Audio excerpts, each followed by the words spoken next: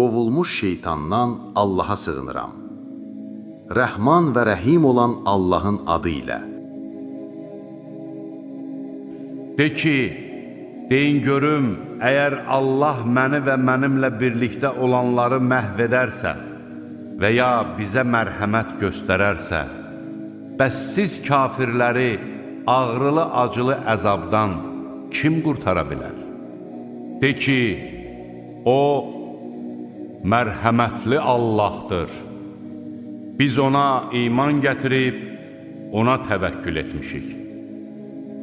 Kimin tam azğınlıq içində olduğunu tezliklə biləcəksiniz. De ki, deyin görüm, əgər suyunuz yerin dibinə çöksə, Allahdan başqa kim sizə axar su gətirə bilər?